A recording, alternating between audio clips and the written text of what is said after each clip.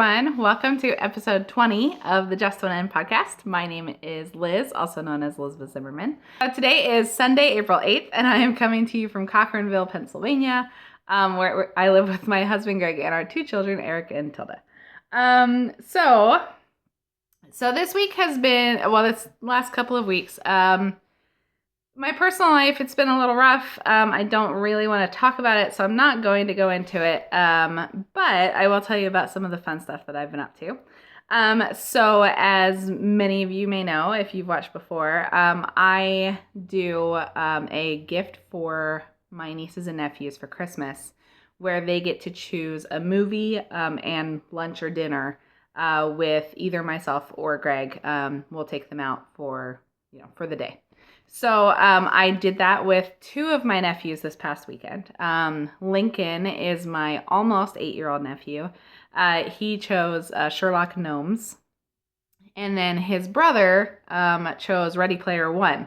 And so I decided that since Sherlock Gnomes was about to go out of the theaters, I'm guessing pretty soon, we did a two birds with one stone thing where I was down basically the whole day and took them both out in tandem. So I drove down super early. I took Lincoln out for breakfast at Golden Corral, which actually was really good. So if you have a Golden Corral near you, if you've never done their breakfast, it's pretty tasty.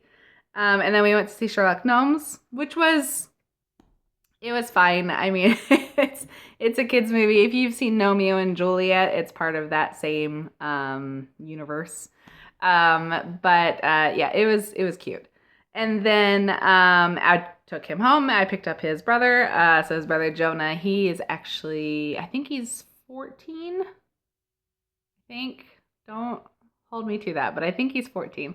I picked him up, and then we went to Texas Roadhouse for lunch, and gosh, their rolls are good. So we went to Texas Roadhouse, and then I went to see Ready Player One. Now, Ready Player One, I thought it was a really good movie. I'm not going to talk about it because I don't want to do any spoilers. But I had planned on reading the book prior to seeing the movie with him because he told me a couple weeks ago that he wanted to see the movie.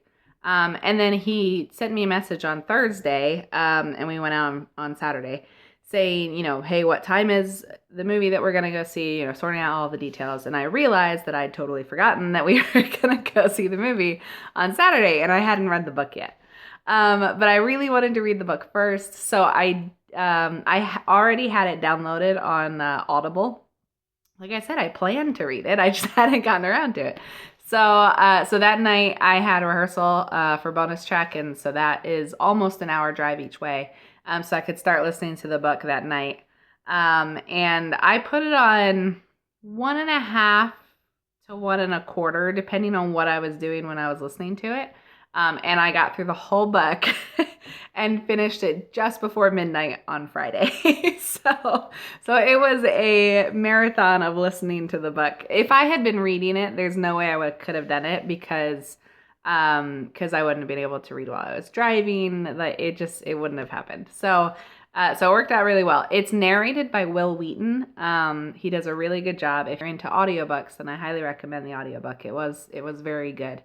I'd like to read it again at a more leisurely pace because it was a really good book, and I feel like I probably missed some of the nuances as I was rushing through it. But it was really good. And the movie I also enjoyed a lot. I acknowledge that they changed things, but I think that since I was such a fresh reader of the book, I caught a lot of the little things that they put in as a nod to the book without like an actual reference to it, like without it being part of the storyline, maybe just part of the background or a little side note. I caught a lot of those because I just read the book. It was just really cool to see those little nods to, yes, we know we're changing the book, but we're acknowledging here's what the book would have done, something like that. Anyway, so that was a lot of fun. Also, in the past week, we had the first meetup of the Octorara area knitting group, I think is what I called it. The meetup that I started to have my own knitting group in the area. So Vicky is my friend who we met last month as, just to meet and knit. And that's what we turned into the official night. And so she was there. And then my sister Mindy, who crochets, she also came up. And so it was just 3 of us this time. There's a couple people who RSVP'd on Meetup and then later said that, things came up, various reasons that they weren't able to attend. Also, it was really gross weather, so I can't blame anybody for not wanting to come out. But they have said they hope to come next month. So fingers crossed, next month we'll have a couple more people. But if you're interested, there is a link in the show notes below, or there will be when I put them together, that links you to the meetup. Right now we're meeting at the Victory Brewing Company in Parksburg. We may change that as, we find other venues that we want to hang out at. But for now, that's where it is. And then the next meeting is for May, and that will be Tuesday, May 1st, I believe. It's the first Tuesday of the month that we're planning to meet. So if you're interested and you're in the area, then I'll put all that information below so you can hopefully join us at a future meetup. And then we had Easter. Easter was fairly uneventful at our house. The Easter Bunny came, brought candy for the kids, which we've mostly worked our way through. Of course, then Greg picked up some more discount Easter candy last night, so we have a little bit more in the house to go through now. And then, of course, April Fool's, which fortunately was rather uneventful for me. I'm not a huge fan of getting tricked on April Fool's. I will admit, Christy Glass got me. I totally thought that she was going to open a yarn store. Not to the point where I commented or shared or anything, but I, went in that morning thinking, oh, Christy Glass is going to be opening a yarn store. How cool. And didn't realize it was a joke until the next day. So, and then lastly, yesterday, Bonus Track had a performance. We performed at a retirement community in Timonium, Maryland. And we just, it was just one of our typical gigs, sing a bunch of songs, entertain some people. So that was a lot of fun. We got to do that yesterday. And that's pretty much all that I've been up to lately. I have done quite a bit of knitting, so I do have some good knitting to share. But I also want to share the winners for the knit along that just ended. So I was hosting, along with Salad Al, the Woolslayers, we were hosting the Knit Your Blank and Sock Blank KAL, which ran through the end of March. Now, I unofficially extended, well, I guess officially, I did say it. I extended the deadline for mine because I hadn't actually closed the thread. Actually, I'm not sure I've closed it now, but I have picked the winners. So, and I thought, oh, maybe if I give myself another week, I'll actually finish it. And I did finish it, though I planned to record Friday morning and that got pushed, and then Friday evening and that got pushed, and I didn't actually finish them till Saturday. But they are done. So, but I will show you that later. But the winner of the knit along from my thread, there were 4 people who had finished objects. I used a random number generator, and the winner from my thread is Linda, and her username is LMECOLL, which I'm not quite sure how that's pronounced, but she is in Pennsylvania. She knit a pair of socks, which I'll show you a picture of.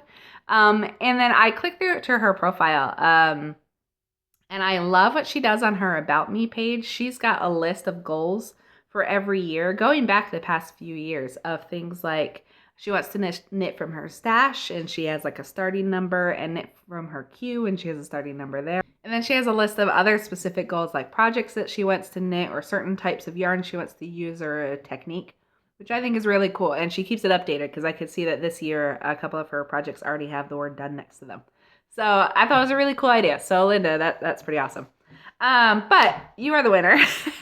If you can reach out to me on Instagram or Ravelry to get me your address so that I can send you your prize, that would be great. If you can also comment below and let me know how you reached out to me, just in case I missed the notification, that would also help me make sure that I track it down and get your stuff to you. So congratulations, Linda. I also announced on Instagram a couple of days before I ended the, before I officially drew winners, that Jamie Marshall, formerly of Beautiful Messy Yarn Works, I found out this week that she's closing her shop. but I'm sure it's to move on to bigger and better things. So she donated 2 copies of her Snowflake pattern, which is a cowl, stranded colorwork cowl. It's very pretty. I'll put the picture up, which you'll probably be seeing, so I don't need to tell you I'm putting the picture up. But so she donated 2 copies of that pattern to me, and I announced on Instagram that I'd be drawing winners for that through the chatter thread.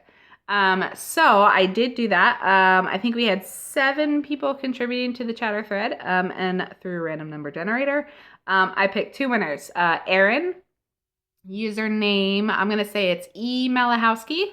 And I think that I know that she is a member of the Chicks with Sticks knitting group with Sal and Al of the Woolslayers. So that's super fun. And I'm super envious that you guys have such a super awesome knit group. And then Tara, who is username taracronk, who is the co-host along with Ashley of the audio podcast Misadventures in Knitting. They work at Woolworks in Baltimore together and do that audio podcast, which you should check out if you haven't heard it. So they are the 2 winners from the chatter thread. So congratulations, ladies. I will get you the patterns. I have them in a PDF format, so if you can reach out to me and get me your email address, then I will get those sent over to you.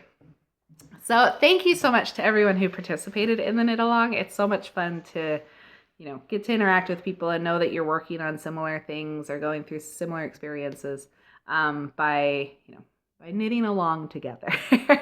So thank you. Some knitting content. I have 3 finished objects for you. The first is the one that I am wearing. So this is my Gretna jumper. I finished it on March 31st, which was kind of fun because that was the date I put in the finish by date, which I've never actually used in Ravelry. Like when I started the project page, I said, I'm going to finish it by the 31st.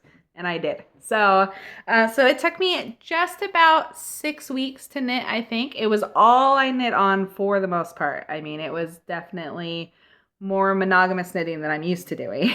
but I was doing it as a test knit. The pattern was released on the 20th, and I knew I wasn't going to be able to finish it by the deadline, but I did at least get within a little over a week. So this is the sweater. It is made out of Yorkshire medley yarn, which is created by the Flying Fibers company. It is a blend of Blueface, Leicester, and Wensleydale. The colorway is more shrub, which is obviously a green color. It's really great yarn. I really like it. It's definitely very warm. In fact, as soon as I finish talking about it, I'm going to take this off because it is too warm today to be wearing it. It is a little bit rustic. I think I talked about this before. This collar here, I reknit it since I initially took my finished object pictures, so I may need to take new pictures again. But I went down a needle size and picked up fewer stitches because mine was just it was out there and kind of sticking up and it lay funny. So I reknit it, and now that I reknit it, it is very close to my neck, but it doesn't really bother me too much. It bothers me a little bit, but really not terribly. And then I know that a lot of people have said that what they realized, especially with more rustic yarns, is it's actually your arms where you get irritated the most. And I am wearing a long sleeve shirt underneath this sweater, and I plan to.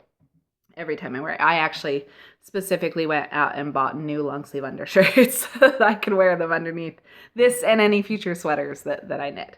So it's a great sweater. I love the cable pattern. I just think it's beautiful. It was so much fun to knit. It was a new experience. And I'm just thrilled with the end result. The only difference that I made, or the only change that I made, like I said, I picked up the neckline again with fewer stitches. That's just me though. I've always had a problem with my ribbing being like loosey-goosey and just kind of wonky. So I had to reknit the neckline, but that doesn't necessarily mean everyone would. And then the hemline I actually did, and I'm going to twist this around so you can see it. I did a split hem because I just like the look of a split hem. And since it's a seamed garment, all that means is that when I seamed it, I just didn't seam that portion. That's the only difference. I made them the same length, the ribbing and the hem. I didn't change the length of them at all. They're just not seamed together. So, I don't remember if I said, I know I said it's the Gretna jumper. The pattern is by Rachel Brockman. There is a Gretna jumper knit along going on right now that Flying Fibers and Rachel are doing together. So if you'd like to check that out, I'm going to put information for that below. It is really a lot of fun to knit, so I highly recommend it for anybody who likes cable-y sweaters. Okay, but I'm taking that off because now I'm really hot. I already took it off, but remembered something I needed to talk about on this sweater. So the cables at the front, you can see, they go all the way down the front. I found after I was probably about 2/3 of the way, probably more, 3/4 of the way, through the front panel, I found 4 mistakes in my cables where I had twisted them the wrong direction. Which means that instead of a nice like spiral looking twist, you end up with like a little S in the middle. So I'll show you some pictures on what it looked like and what I did.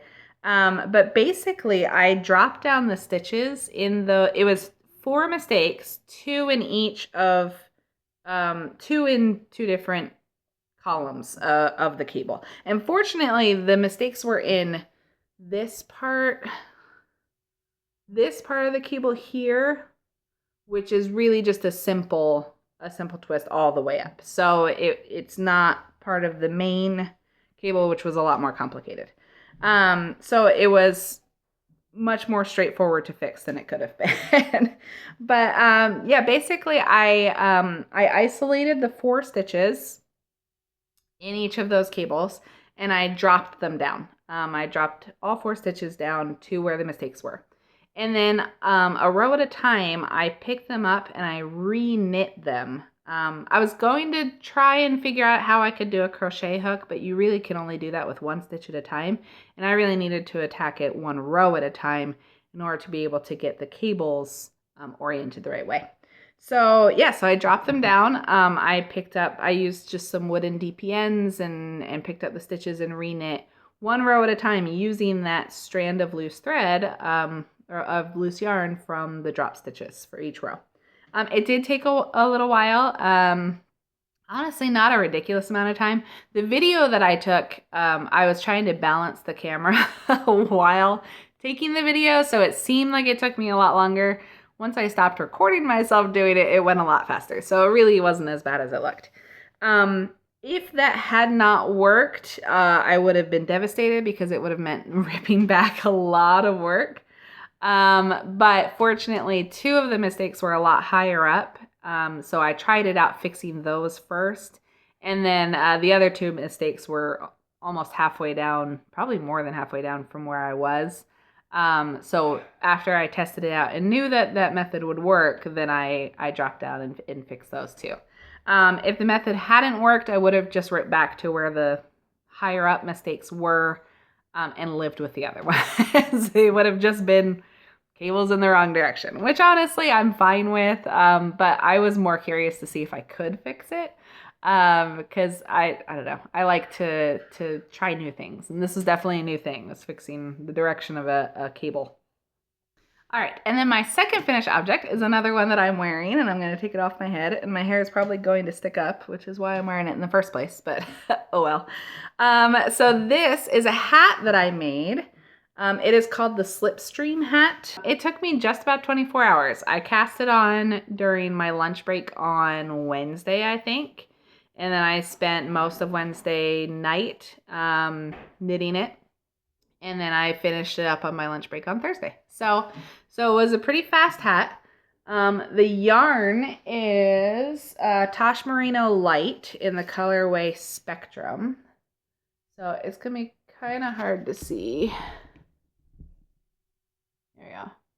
It's coming over a little bit dark, but it's very purpley and blue with some fun pops of color. There's some green in there. And so this is, like I said, it's Tash Merino Light, so it's 100% merino wool. It is a single ply. And I picked this up at Yarnify, which is a yarn store in Chicago that I stopped in at when I had a business trip in Chicago last year. So I did not use a ton of the skein. I've got a good amount left, so I'll find something else to use this for. But the hat, it's called Slipstream. It's by Inspiration Knits. The designer is Louise Zass Bangham, I think. And it's got this really cool, band here. So there's like a twisted rib. And by twisted, I don't mean like a 1-by-1 twisted rib. I mean, it's like a 4-by-1 rib with twisted stitches in it. It's really cool. And then there's like a faux cable section right here. And then the rest of the hat is slip stitches. So it was really fun to knit, very interesting to do that fancy rib. I'd never done a rib like that before. It was very cool. I definitely like that. And then the faux cable was nice, and then the slip stitches was just easy to do. So by the time you're through that section and just knitting here, it flies. Like I said, I finished it in like 24 hours, so it was definitely a nice, quick project. I also really like the light hat, like a fingering weight hat that I can wear when it's not necessarily super cold, but it doesn't look weird that I'm wearing a hat, especially because with this haircut, I have found that these hairs right here like to stick up and they're really hard to get down sometimes. So this is a great, easy solution when I don't feel like fighting with my hair. So that is the Slipstream hat. And then my third finished object is my Quist mitts, which are technically my knit-along entry. So these are the Quist mitts, and I have blocked them. They are fully done, which they would not have been if I recorded on Friday, as I originally intended. So let me put them on. So I talked about this last time. I made the ribbing much longer so that they would cover my fingers, so that in cold weather my fingers are actually covered. But I did it with ribbing instead of the main pattern because then I can roll them down and I can have the inside look nice because it's just ribbing. Now there's something weird about, okay, so this is kind of a weird story. This mitt I finished first. I think that I did a tubular bind off, but I don't have any notes that I did that anywhere. And I swear that I had a conversation with somebody about the bind off because I sent them links to a video, not the one that I used, but I remembered saying, you know, I just used the tubular bind off. Here's a video that I found about it, and I sent them the link. I cannot find any record of this conversation. I have checked my Facebook messages. I have checked my YouTube comments. I have checked Instagram direct messaging. The only thing that I can't check is Instagram comments on somebody else's posts. So that's a possibility. But I cannot for the life of me remember who I had this conversation with or on what platform. So I am not 100% sure that was what I did with this. I'm fairly certain this was what I did the tubular bind off on. But when I was binding off this mitt, since I was pretty sure I'd done the tubular bind off, I actually went and found the video that I had linked to this person because when I looked at the video itself, it showed how to do the tubular bind off on one needle instead of taking your stitches and putting them on two needles next to each other and doing a Kitchener stitch, which is what the tubular bind off is. And it seemed a lot easier. And it was. I mean, this video the video of this method is definitely much easier. And it makes for a stretchier bind off without looking wonky and loose like the I had originally done like a your typical stretchy bind offs, and they were just too stretchy. They were flaring. But this one's definitely tighter, and I'm pretty sure this is the one that it did on the 2-needle Kitchener method. I think. Can't prove it because I can't find this conversation anywhere, but this is definitely the method that I would use going forward. I will link the video, of course, because it is a great tutorial video. It is from Very Pink Knits, and it shows you how to do the bind off using 1 needle instead of 2. And it makes sense mechanically. I mean, it's just the Kitchener stitch over the stitches as if they were on 2 needles. They're just on the same one. It makes sense when you do it. But I definitely recommend that. I really like the tubular bind off. I think that I'm going to be using that from now on if I have ribbing bind off to do, because it really is great. It's, it's pretty stretchy, but it doesn't flare, and it has a very neat look to it. This one is not quite as stretchy. It feels a lot tighter, but still is pretty decent. But this is definitely my preferred method. So anyway, Quist Mitts.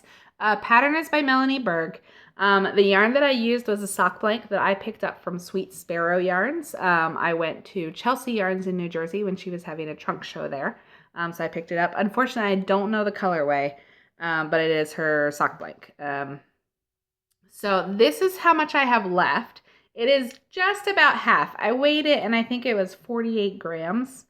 And this hat, and then another hat that I knit that is a similar style in that it's fingering weight and light and kind of lacy.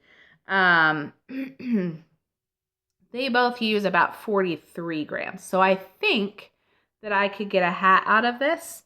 And it turns out Melanie Berg has a Quist hat pattern as well. So I am planning to knit the Quist hat out of the remainder of my sock blank. So I'll have a full set. So that's my plan with that. And that is my 3 finished objects. That is all that I have finished object wise. Okay, I've got just a couple of projects in the works right now. I have a sock, which I don't believe, I can't remember if I was working on it last time or not. I may have been, but it is the Jelly Roll sock. This is, here we go. It is yarn by Yakagani Yarns. It was a sock set that I picked up at Vogue Knitting Live. I will find the colorway information if I can, but it's a really great green and brown.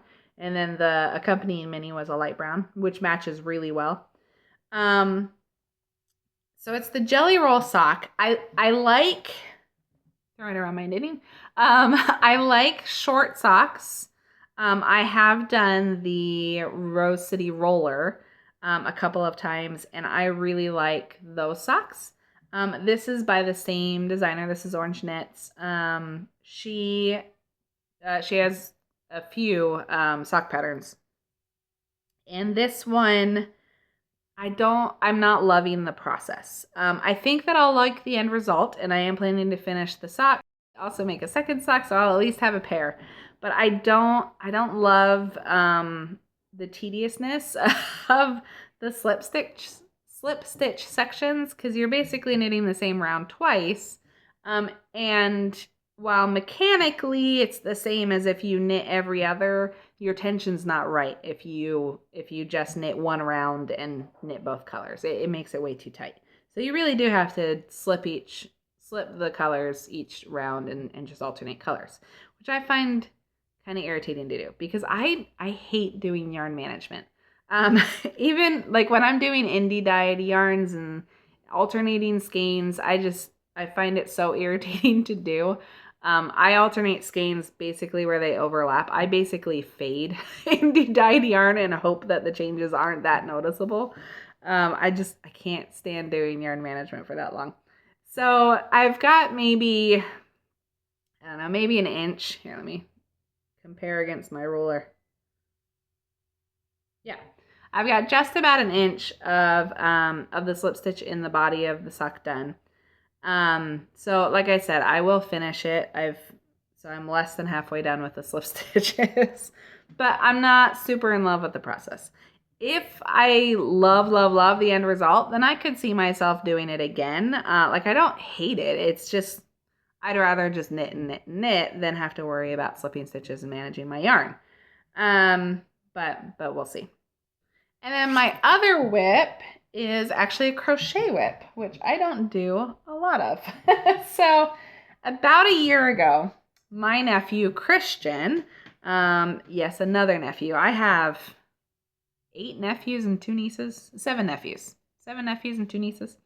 So he had sent me a picture of some crocheted Nike shoes. Technically they're slippers, but he wanted to be able to wear them outside, so I told him I'd try to put them on a flip-flop base. But he sent me the picture and was like, hey, is this something you could make? And I told him that I would take a look. The picture turned out to be from an Etsy shop where she sells both the finished product and she sells the pattern. So I bought the pattern about a year ago and I haven't done anything with it since. So he emailed me this past week and was like, hey, are you still making those? So I decided, since I had just finished my sweater, that I would give it a go. Now, I am not as good at crochet as I am at knitting. I'm not as confident in it. A lot of times I will start crocheting something and it will not turn out anything like how I expect it to. So I'm not confident in reading my own work and figuring out how that's supposed to work with a pattern. I'd like to give more patterns a try and see if that's just something I can get over. But yeah, I have a little bit of crochet anxiety when it came to this project. But I bit the bullet. I started the project. So this is what it looks like so far. So I took just a really cheap flip-flop. I did I would call it a blanket stitch. I don't know if it would be called something else, but I poked a needle through with some bamboo yarn, and went all the way around to give myself something that I could pick up. And then I started, the pattern picking up with those loops. So it's just acrylic yarn. It's a red heart. I have red from the Christmas stockings that I always make, and I had white from accidentally getting the wrong white for Christmas stockings. So I had it on hand. And I'm pretty sure I have some black, which is what's going to be in the Nike swoosh. So I started it. I'm already, like, it feels like it might not be quite right because it's a little bulbous right here in the toe, but whatever. I'll do the best that I can, and then I'm just going to make one to start out with and have him try it on and make sure that it fits. He did try on the flip-flop sometime last year, and it fit then, as long as his feet haven't grown ridiculously, which he's a 16-year-old boy, but he did say that they should still fit. Then hopefully then the one will fit and I'll be able to make the other. But this isn't too bad. I mean, the putting in the blanket stitch took a little while, but this is progress that I made mostly just this morning. I worked on it a little bit in the last couple of days, just getting it started. But yeah, mostly this morning. This is what I was working on. So I think it'll go pretty quickly, and hopefully turn out well. We'll see. Like I said, I am just not as confident with crochet, so we'll see how I feel about it when it's done. And I will put all of the Etsy shop information down below. I'll tell you though, I don't love the pattern. I find it confusing. I don't think that the person who wrote it, I don't think English is their first language. They're just the way that things are put together grammatically, they're a little confusing. And the abbreviations, a couple of them are missing from the glossary, and not being a super confident crocheter, I had to look up what a couple of things meant, but I was able to find it. I'm muddling through. She does put in links to YouTube videos of some techniques that are not specific to the pattern, but are similar to that section of the pattern. So that has been helpful. And then I don't usually do a future knitting segment, but this one is immediate future knitting, so it's almost a whip. So I have a sweater's quantity of Malabrigo Rios in the lettuce colorway, which is this gorgeous green. Which you may notice I like green.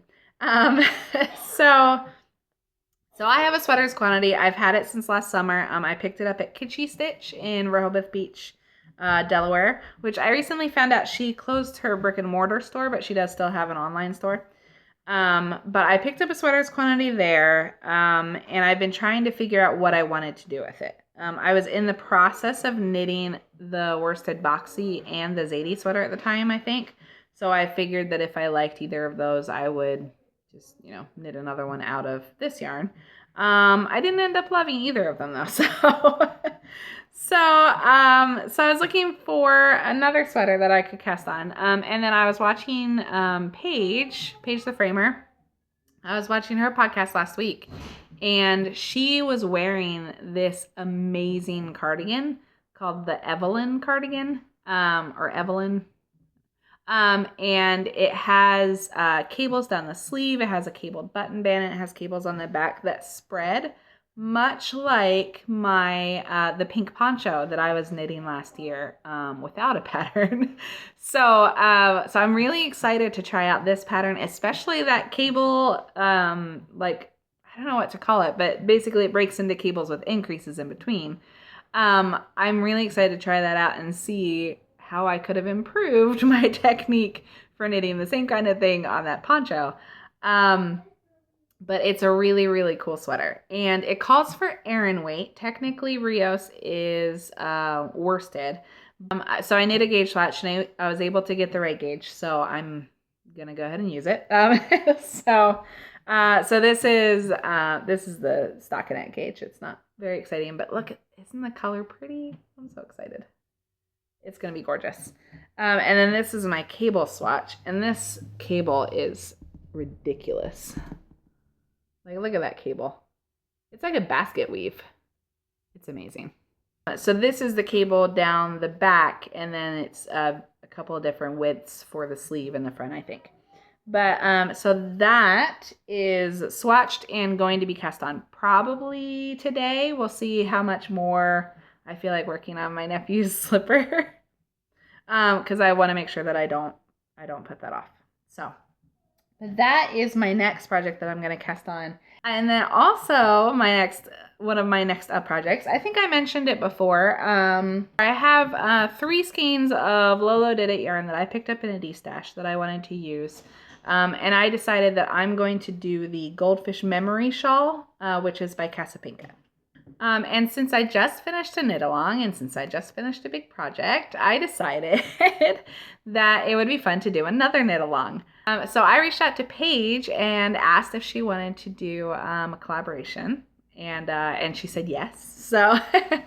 So what we have decided to do is a 3-color knit along. So you could do any 3-color project. The 3-color cashmere cowl comes to mind, the 3-color cashmere shawl. The Suburban Wrap is a new pattern that came out with 3 colors. I'm doing the Goldfish Memory Shawl. Any 3-color pattern that you would like to do would qualify for the knit along. We're going to run it from April 28th, which is, I believe, the last Saturday in April, through May 28th, which is Memorial Day.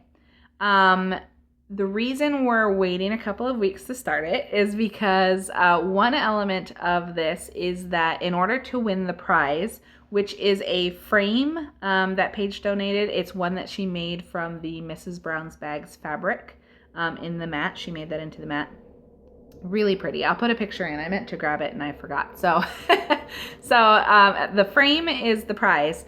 And in order to be eligible to win the prize, you can either have a finished object or if you purchase any of your yarn for your project from Paige, then you'll get a bonus entry, or that can be your entry. If you don't finish the project, then your entry is that you bought the yarn. You don't have to buy your yarn through Paige, but if you would like an extra entry for buying your yarn through her, then that's the way you can do it. So she is going to put together some kits. The New Jersey Wool Walk is coming up April 19th through 22nd. So she's going to have some kits in her shop available during the Wool Walk. Or if you are not local to her and would like to get your hands on some of the kits, because they're going to be made up of the indie dyed yarns that she carries, which she can't list online due to contracts with wholesalers and all of that. But if you'd like to get your hands on one of the kits through her shop, call her or email her and she can coordinate with you on what colors or dyers or all of that you would like. Or you can go to her Etsy shop and you can put together your own kit out of the yarn that she does have listed there. You know, like I said, any portion of the yarn. So if you only buy one skein and you pull 2 from your stash or buy them elsewhere, totally fine. That also counts. And then also, of course, you can just buy any yarn in her shop as well if you go in person. So that's how you can get your hands on Paige's yarn.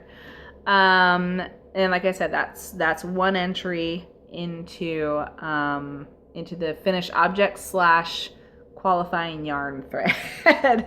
So we're gonna have the thread on my Ravelry group. I'll put the link below to the group. I'm not gonna open the thread until we actually start the knit along, but that's where all the information will be.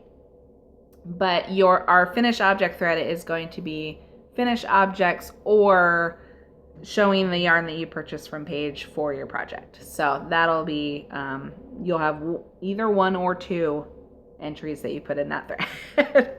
Like I said, you don't have to buy your yarn through Paige in order to participate. It's just extra incentive to go check out her shop. Also part of this knit along is going to be a virtual cast on party, which I am so excited about.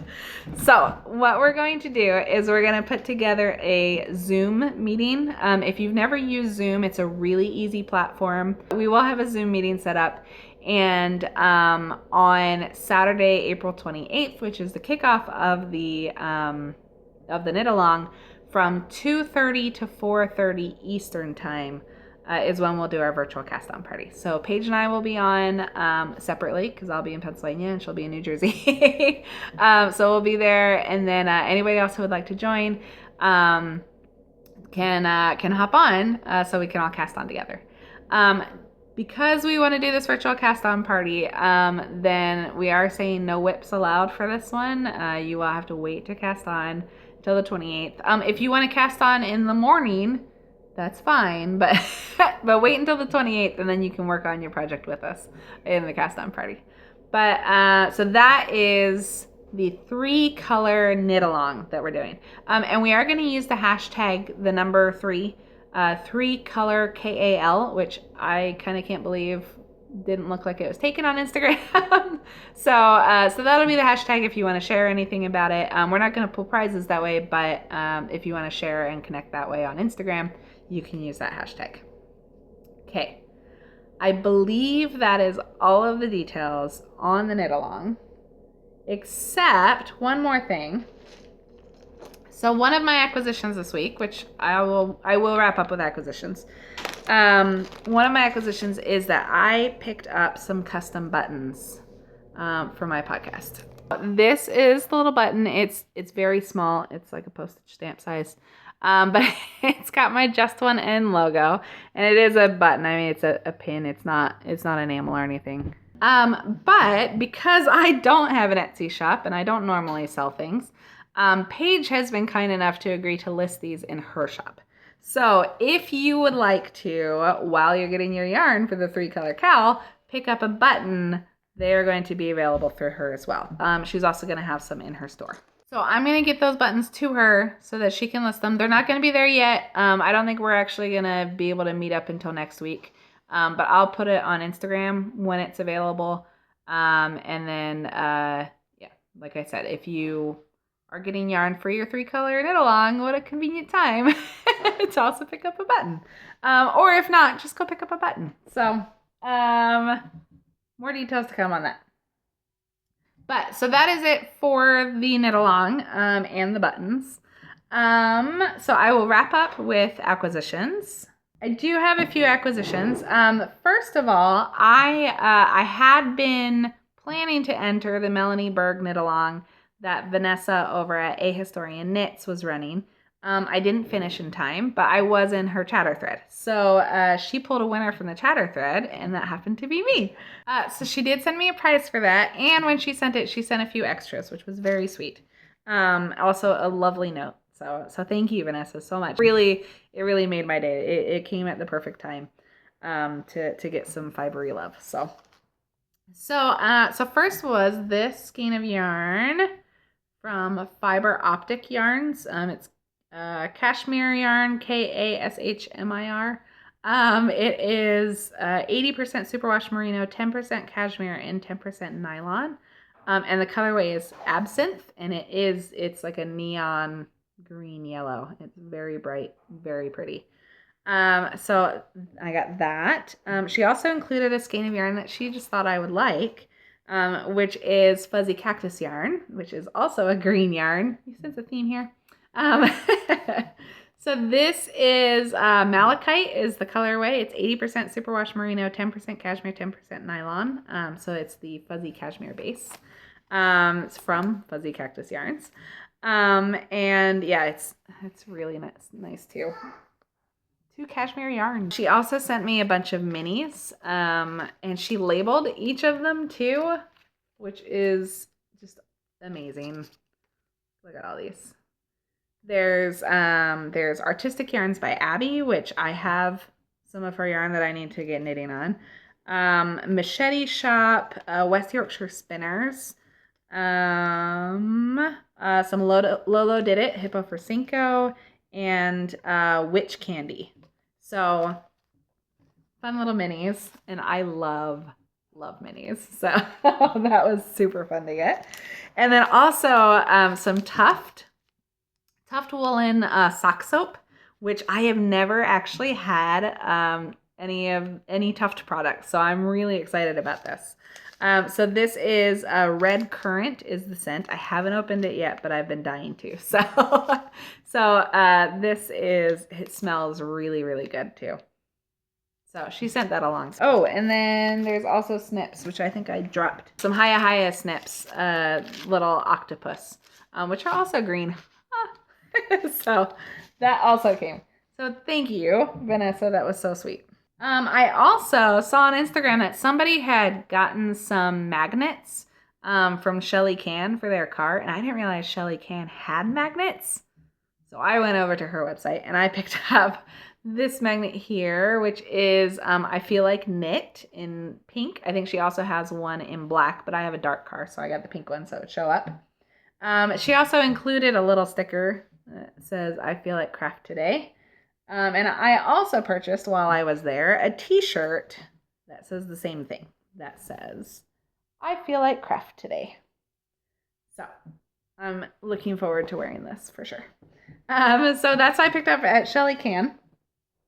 And then I also picked up a new pin. If you know Grace from Babel's Traveling Yarn, she recently got some enamel pins. That is the pin. Came all the way from Ireland and much faster than I expected, honestly. So I got that. Also overseas, I picked up some yarn from Otherworldly Yarns, who has Corolla. And she's also in the UK. And I picked up 2 skeins of yarn from her. And they've got stitch markers on them, so they're jingling. So this one is Flamingo Disco, which is kind of like a coral with a bunch of colors in it. And then also Pumpkin Stem. So it's this really pretty green with some dark greens and lighter greens. Yes, I know I have a green problem. So I picked those up. This one is on the base Polwarth and nylon. I have never heard of this before. So it's an 85-15 blend. I'm probably saying this wrong, but Polwarth. I looked it up and it is, I believe it was 3/4 merino and 1/4 Shetland, I think. I'll correct myself down below if I'm wrong. But I'd never heard of this sheep before, so that was really cool to get a new base that I've never tried. And then this one I think is merino. Yeah, non-superwash, 100% merino. So those I got. And then lastly, as I mentioned, Beautiful Mess Yarn Works is closing its virtual doors. And so Jamie had some yarn that was on sale. And so I picked up 4 skeins of yarn from her. This orangey color, which is called Market Spice. And then this green color, which is called Fur. So these are both DK weight. And I think that her Snowflake KAL calls for a DK weight, and I think I might try one out of these colors because I think they are beautiful fall colors that complement each other well. And that's it. So earlier today, I also recorded with Greg. We did the fiber partner tag that Chevy Rell, I think Chevy Rell started. So I'll post that as a separate video. Otherwise, this would be a really, really long episode. So, so check it out. I'm gonna post these close together. So it'll just be its own standalone thing. But make sure you check that out. It's fun to get to show you guys Greg since he doesn't make much of an appearance on my channel. So yeah, I think that's it today. I hope that you have a great rest of your day and great next couple of weeks before I'm back for the next one. And I will see you later. Bye.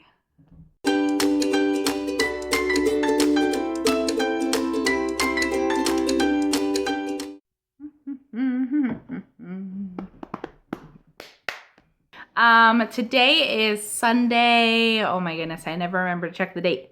Honey, what's today? Yes. Today is Sunday, April, right? Yep. Okay. Try it again. I don't think you can see through this.